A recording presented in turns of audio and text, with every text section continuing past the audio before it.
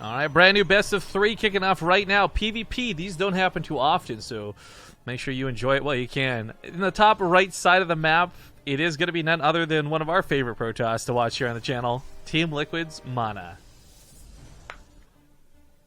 In the bottom left, as the purple Protoss, he is GunGFuBanDa. And of course, it's worth noting on Team Liquid, if you haven't found it, GunGFuBanDa, or sorry, not GunGFuBanDa, excuse me, MaNa is streaming his matches. But I will say this again, at the start of this tournament, or sorry, the start of this series, he's not using a delay. We currently are. So if you are going to go watch MaNa's stream, I hope you have a good time. Hell, tell him BaseTradeTV sent you. But please do not bring spoilers back here, because the games will end on his stream before they end over here. And you will get banned if you bring spoilers back to this chat. Yes, we're very serious about that. Apparently some people are trying to donate and it's not showing. I don't know if there's a little bit of a delay or what, but hopefully that will eventually show. To Matcherino? Matcherino, yes. Huh. Yeah, again, this is a new format for them, guys, with the tournament raising aspect of it. So hopefully, if there are any issues, we'll get them sorted. But of course, if you guys at the end of the day, when we do payouts and players get awarded prizing, if you see that your donation didn't go through, I'll be the first person to tell you, charge that shit back and make sure you get your money back. But Matcherino have been good people. We have raised, and I'm not exaggerating when I say thousands of dollars with them. So they have always helped players get all the money. Players wouldn't keep coming back like MaNa and others if they were scummy at all. So I'm sure it's a small bug that will get resolved fairly easily. But well, oh, wow. Yeah, same guy. Alaska Winter's having trouble with Matcherino. Donates to us and $50 because you guys are awesome. Here's 10%. Aw, we get 10% of the prize pool too. Thank you, Alaska Winter. Alaska Winter, of course, long time on the channel, man. Big love to always see you in chat. Your generosity is appreciated. Stargate kicks off here, and did he not see this? No, he just barely didn't see it. So there's a couple things to discuss with a Stargate. Now, I really want to talk about this because I felt like it wasn't represented too well the other day, but Morrow actually put this really interesting piece out about the Oracle and how it should be changed to armored instead of lights. And a big part of that is to make Stalkers more viable and Phoenix less viable as far as cleaning it up easily. But the Oracle's also become a very big issue with the matchup, where kind of like Widow Mines or any other explosively bullshit thing in a mineral line, it can end a game without any real play happening. And I think for a lot of players, they feel cheated almost. I know that's not the right phrase here, but almost cheated when that sort of thing happens. Yeah, cheated is kind of the right phrase. I mean, it's the same. It's like it's never been that necessarily anything was imbalanced, usually specifically for Protoss, unfortunately, and they got all the crap for it. It's that everything that they did seemed to feel just absurd, you know? Like 2 base Immortal Sentry all in, like, cool tactics, bro. Oracle going into your main base and you didn't scout it, cool tactics, bro. DT is not being scouted, like, cool tactics, right? So, yeah, cheated is pretty much the right word. Actually, I think it's been drastically less in Legacy of the Void, but I think the Oracle still does have that potential, especially in this matchup. So it's funny you bring that up, because GunGFuBanDa used to be a very cheesy player. He's not so much anymore, but MaNa has been very susceptible to certain cheeses, DTs, as you've mentioned, being one of them. Yeah, the first time that we really got to see some PvP, I guess continually, was in that Ting Open. We saw 2 PvPs in a row, which was, like, shocking. And MaNa he's not going to be ready for this. GunGFuBanDa is in the wrong position with that Mothership Core, so going to get some probe kills. Question is, how many does MaNa get? Well, already enough to warrant the Oracle, especially since it should be able to get out alive still. Tap that last one. We have Phoenix following this up. I can continue killing probes. Pylon's not in position. Oh, dear. Okay, well, of course, quite a few. There's nothing you can do until the Oracle goes into the wrong spot. And this is already up to 11 kills. Yeah. Now, note that this is also a lot because he went for Adepts first. Like, he wanted to get into MaNa's base and be killing his own probes. So you can, I mean, we see, like, difference often happen in this game. Someone goes for Stalkers, someone goes for Adepts. You go for Adepts, it's even worse if they go for an Oracle. I wonder if that was, like, MaNa, if he was just he was going to gung for that Oracle either way, or if there was the difference of a Phoenix first versus saying, oh, there's Adepts on the ground, I can easily get away with an Oracle. Yeah, I don't know, but you brought up MaNa dying to cheese, and it was like a lot because MaNa was also being a cheesy little so he was just getting out cheesed. He's actually playing a very good macro game right now. What word would you have used? Is it motherfucker? Oh, okay. So see, that's not what I would have thought, because if you'd been like motherfather or something, like, you're like, okay, I see where she was going, but you're like, I'm like, what is that, bastard? Like, you just stop. You don't even say anything. Now we gotta make this a mature audience stream, because you made me say that. You know, someone asked that yesterday, and I was just I hesitated to react, and I didn't. But I was like, yeah, you did have to click this channel for mature audiences when you chose to watch the channel. So like, it was a dumb question for him, but to be fair, to give him a little bit of credit, he must have clicked that so long ago. He's been watching BaseTradeTV for a while. He just forgot. But if he's been watching BaseTradeTV, he should know that we get lewd and stupid and I know, rude. Yeah. But okay. Anyways, the game is afoot, and this is a pretty big attack coming out of MaNa. This should be able to tear down the third with relative ease. Not just because he's got a big supply advantage, but it is the type of supply he has. There's the Dark Shrine desperately coming out of GunGFuBanDa. This can win you games in weird situations, but MaNa, I don't think is going to be sweating it too much. Oh, well, it is... Like, MaNa's almost double the army supply of GunGfu here. He's really depending a lot on these pylons to help him out, but MaNa just staying a little bit out of range, killing a gateway is not so bad either. Has a recall available if things really go south, or maybe if GunGfu has a warp prism, or something going on the other side of the map, but he doesn't. It is all about this frontal push. Well, he's going to focus on that pylon pretty quickly, but the Immortal lives, but there's not a lot of buffer left for it now. That's where it gets a bit scary. Because GunGFuBanDa is starting to push this back, and once those DTs come into effect, MaNa doesn't have detection. He's just rallying forward, by the way. Like, yeah, Oracle detection. Well, unless it goes down over here, he really needs to keep this alive very badly. Yeah, I was laughing because MaNa is rallying across the map. I mean, the slowest race is rallying across the biggest map. Looks a little silly, but second Immortal could help out. Oh, barrier just popped. I don't think he realized he had that. That was a huge mistake to pull back with that. He's going to recall, though. Oh, the Immortal gets sniped last second out of GunGFuBanDa. Yeah, nice hold. I mean, MaNa still has that army supply lead, so the fact that he was pushed back isn't like, oh my god, you saw a lane like that. He has his own third base. He's even up in probes, technically, and the Oracle's still alive. But that Dark Shrine that just finished over here, there it is. Could be a problem. He does have detection on the front lines, so this won't be super bad. But super good. We just got a new sub, some hype coming in. We got a donation and a new sub in one game. We should cast PvP more often. SoCal714, thank you so much for subscribing. And yeah, it's being awesome. Again, reminding all the people who subbed today that we are going to be sending out replay packs of this tournament once it's all said and done. So make sure you check your inboxes a little bit later today. Well, the top left, I'm not sure why the Observer is with it, but the Phoenix patrolling is kind of nice. Make sure there's no Warp Prism coming around the side, and there is going to be a Warp Prism coming around the side. Stalkers blink forward and advance. GunGFuBanDa actually cannot take this fight whatsoever, so MaNa just continue to pick off 3 of them. Oh my god. Ooh. Ooh. The Phoenix finds that Warp Prism. It is full of DTs, just different types of DTs. Well, the Observer's right here as well, so it's going to be... This should be fine. There's a cannon as well? Yeah, there's a cannon. Oh god, he was so well prepared for this. Hell yeah, he was. He can actually lift up the DTs too if they get a little bit too scary, a little bit too spooky. But one does manage to sneak up to the side. Don't know if MaNa actually realized that.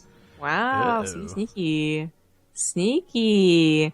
He may place down the cannon again, and he is. If this... Oh no, it's at the third base. If this DT wins the game, I quit. I don't think it's going to win the game, but it's going to take down way too many probes. Like, it was supposed to take down nothing. Another new sub coming in. You get to shout this one out. Don't pull the probes for that one. I do. Power Jacouche. Power Jacouche. Just subscribed. That sounds like something like an Archon or like a temple. Right? That's what I was wondering. I was like saying it in my mind like Power Jacouche. Don't they say like Jakui Nach or something like that? Like in Brood War they did. Okay. Yeah. So as you remember that one. No, what they say in StarCraft 2. Anyway.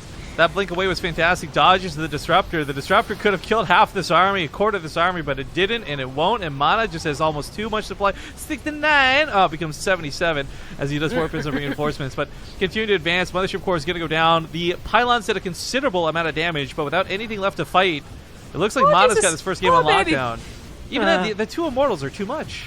Yeah, it is. Disruptor, though, getting one extra shot, which is pretty important. Second one is going to tap the Immortal, kill a Stalker, and it's actually maybe pushed back again. The probe surround is too real. Oh, God. It's going to get pushed back, and he just brought down the army supply and kept most of his probes alive, by the way. Yeah. Enough. It's 60 for 60. There was no advantage gained for MaNa from that attack. What the fuck? That was something... Okay, I don't blame him, though, because first off, that second Disruptor shot is really what nailed it right there at the end. But the first one, he had dodged so well, he thought I could just A-move into it. Moving the pylons, moving the Mothership Core, perhaps thought he did way more damage than he had, and that's where the complacency comes in. You think you've won this game. And it looked like he did. But damn, Disruptors are good units. And that's why Disruptor Blink Stalker is the main primary composition of this matchup. Yeah. I guess MaNa was getting just overeager, so it happens, and it's still an even game. But he was in such a lead to lose that, and at the DTs, just to wrong army fights is. Well, it's a little bit, it's not heartbreaking, but it must suck for him. He realizes he lost the lead. Yeah, I mean, it's a great comeback for GunGFuBanDa as well. I mean, like, we're talking a lot of MaNa from his point of view, but, Jesus, your cat is loud. I really like that from GunGFuBanDa as well, because I guarantee you, most players just start losing that fight, and they just get, like, table-flippingly mad. He kept his cool. He waited for that second disruptor. He got the shots he needed, and that's what got him back in this game. And now MaNa's going to have to defend. He does have his own disruptors, though, so he's not at all in trouble here. But it is going to be 3-2, and the control for these disruptors is going to be of the utmost importance. Yeah. Well, MaNa has 2 at a time coming out now, so we'll catch up. And now GunGFu, of course, has to be careful not to throw his army away.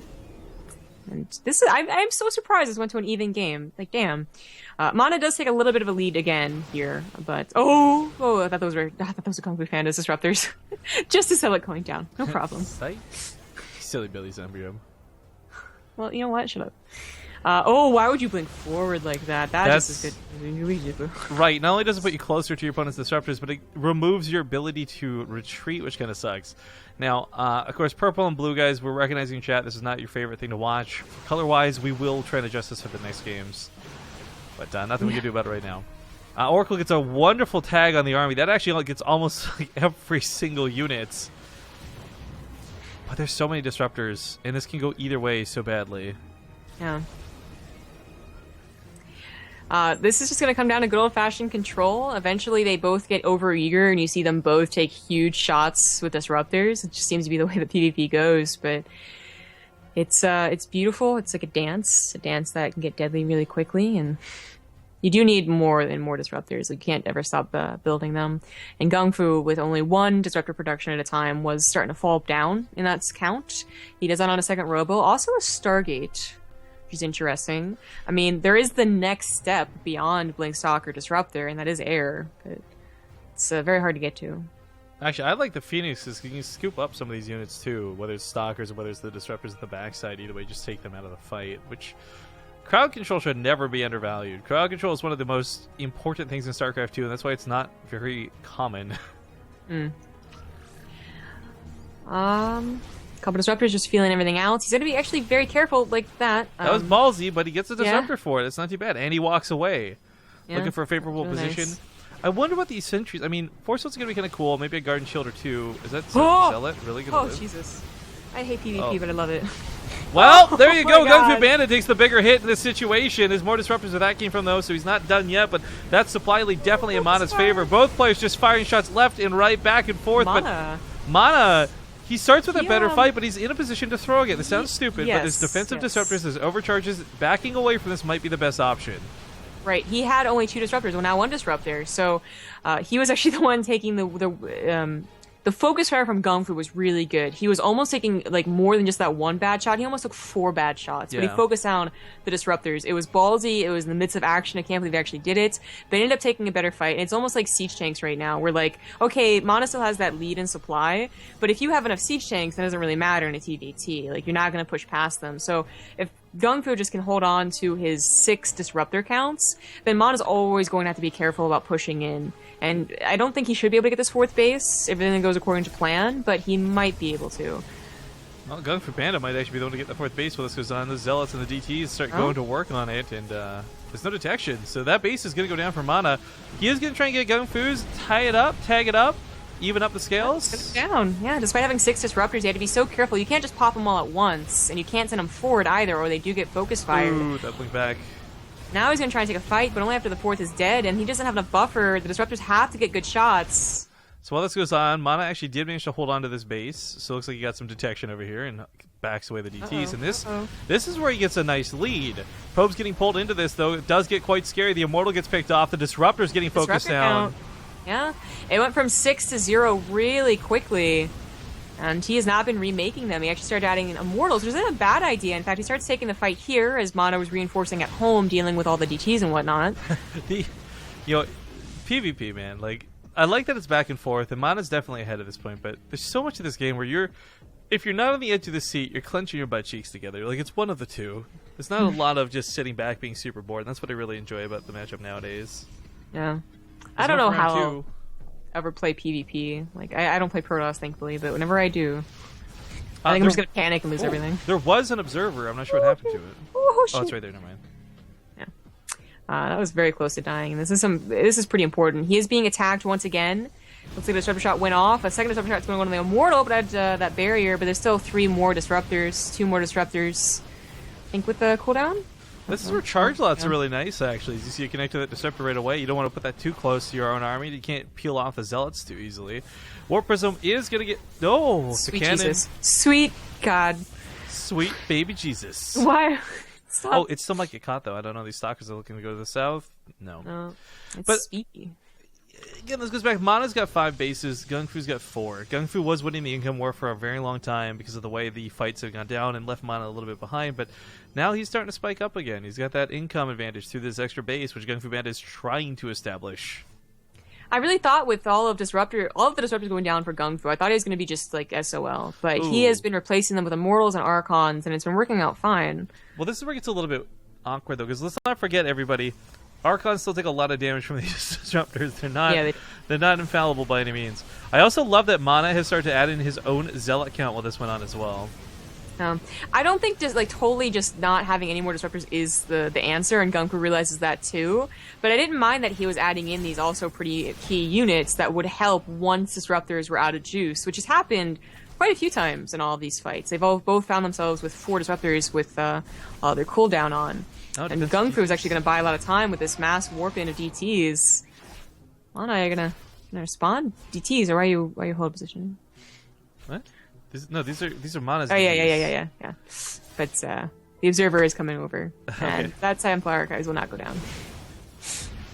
Well, poking and prodding in the middle of the map does pick up MaNa's observer. Funny enough, I wonder if MaNa's got more detection where that came from. Some DTs mixed into the army wouldn't be the worst idea ever. I mean, MaNa just worked in 4 DTs at home. He's got to use them not just as pure base defense. I wonder if he's actually going to be able to get his own DTs in GunGFu's base. Well, until he takes out the Warp Prism, he's kind of got to use it as pure base defense. There you go. There you go. Oh, just not going to make him an Archons. I guess that's good too. Yeah, it looks like there's enough space to get out too. There's always the question of, like, do the Archons get stuck? We see this happen far too often. Probe transfer coming on down. So it looks like at this point both players are mined out their main, their naturals, their thirds are getting incredibly low. So that's where these more outlying bases become more important. And the fact that MaNa's been able to more safely mine off of one puts him in a bit of a better spot, in my opinion. That was awkward. MaNa is intentionally warping DTs, by the way, to turn into Archons opposed to High Templars, despite saving the Templar Archives. Yeah, he's not a lot of gas. No. And, well, it's not a huge cost difference. It is still cheaper on the gas, more expensive on the minerals. Yeah, there's actually a flip of their banks right now, as GunGFu would like to be warping in High Templars to turn into Archons. Which is funny, because he's trying to focus on the Templar Archives, which MaNa didn't need, I guess. We haven't really talked about upgrades at all. Sometimes they don't really seem to matter with disruptor shots being key, but sometimes they do. Like, this has been a case where a lot of times Blink Stalkers are left over and nothing else, but they have been even on upgrades for most of this game. This whole position is screwing with MaNa. I don't know if he's realized he's not actually built that Nexus. He queued up 2 different times. Sneaky. This Nexus is just never going to get a chance to really mine, is it? And if it doesn't, then GunGFuBanDa will eventually lose this game to attrition at this rate.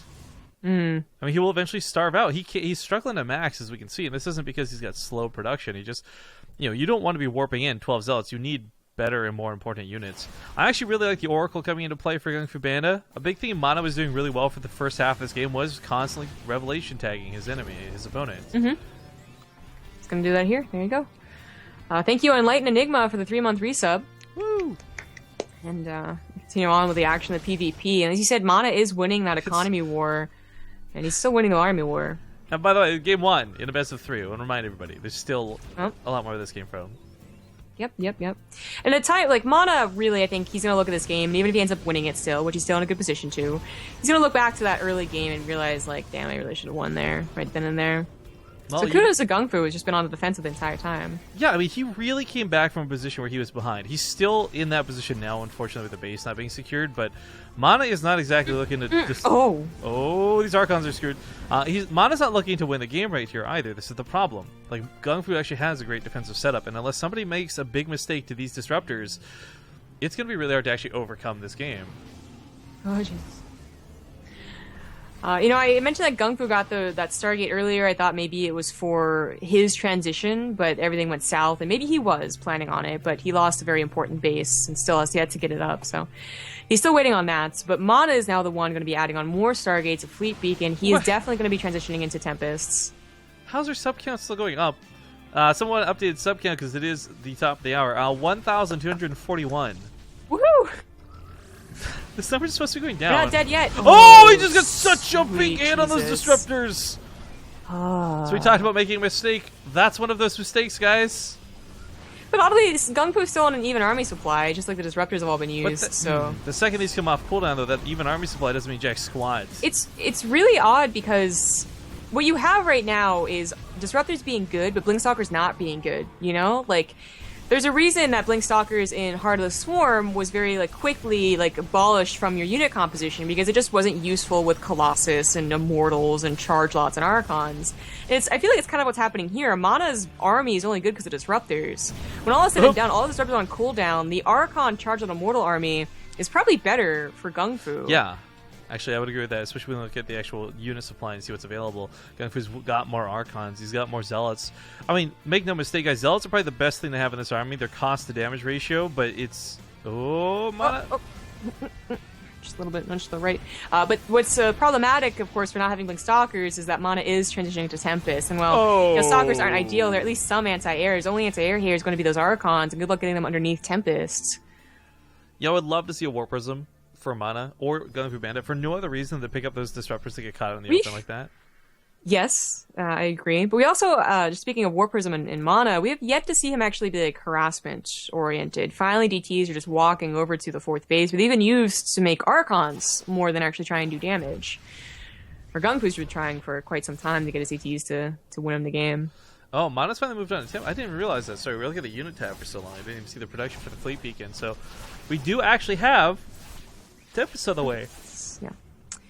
That's where the Blinkstalkers of GunGFu not being there, just in general, is going to hurt. And he would have also have loved to just straight up start his own Tempest production. Which I really think he was planning on it, and just everything went south. So only at 1 Stargate. He could start a fleet beacon and 2 Stargates if he had the money, but they're both actually starving out. Despite MaNa's always been in the lead at some point in this game, but GunGFu's always been able to just barely bring it back, and it's still even. I mean, look at the income graph, Jesus. Yeah, I just can't. The thing is, though, is that the income's better, but the resources lost are actually really even now. It's a little silly looking. This game is an enigma. Well, it's a PvP, and again, we weren't kidding. When we started pre-hyping this up, guys, it wasn't just total bullshit. I mean, we've expected and we've seen really good things from good PvP players. This wasn't one-sided, and that's what I think made this so exciting.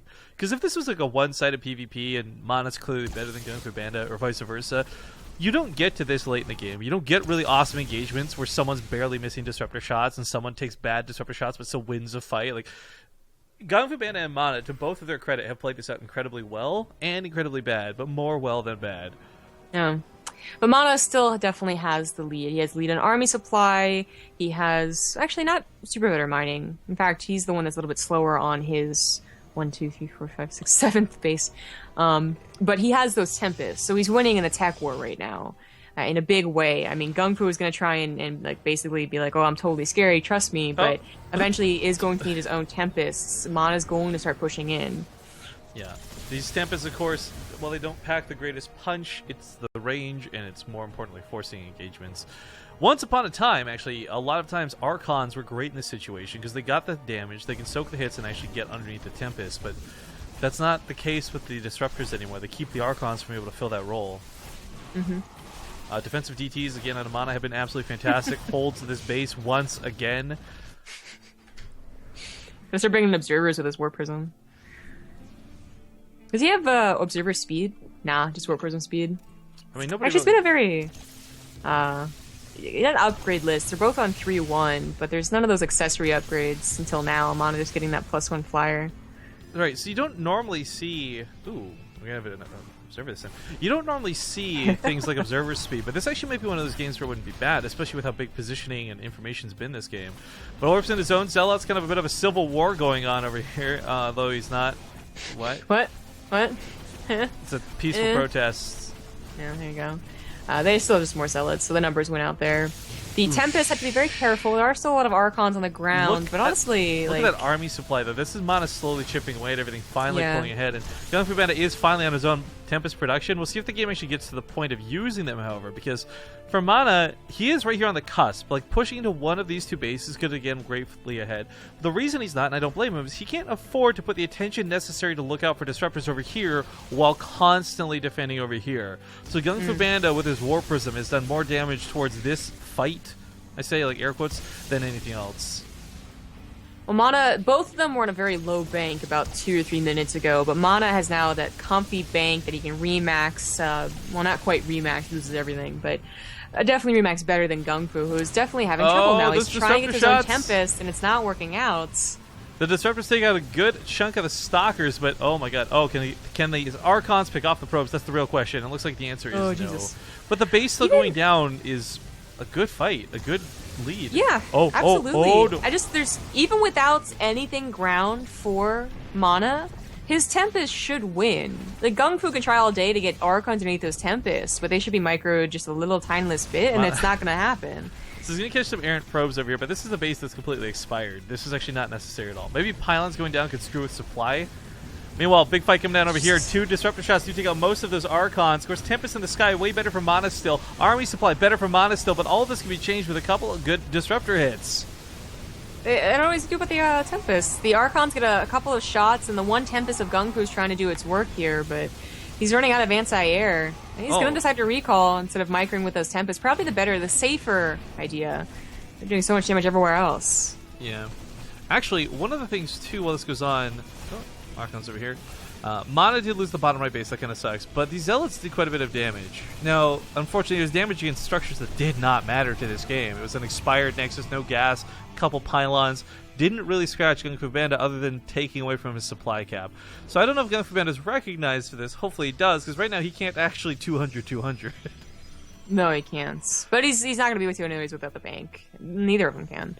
MaNa is, he has had consistent mining, but even his 7th was torn down by this harassment. 7th, yes, it's the correct number.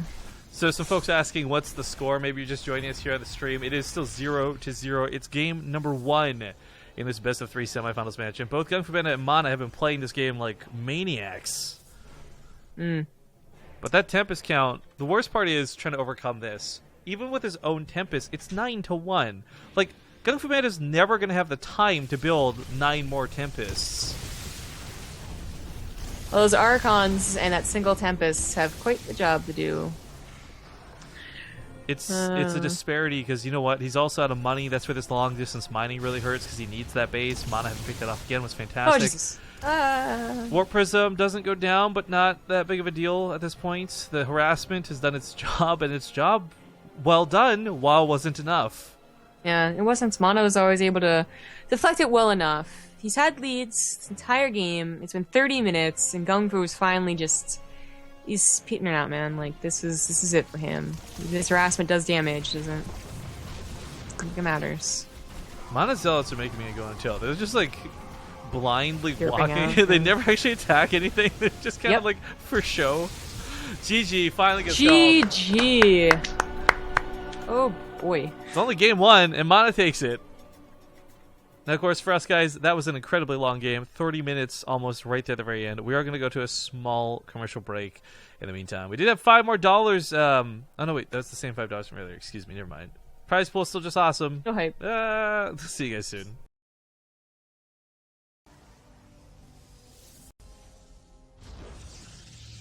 Okay, normally when a game ends, we have everybody spam in chat and do the GGs, etc. I love how this time it was like everybody just spamming finally. At the end of this.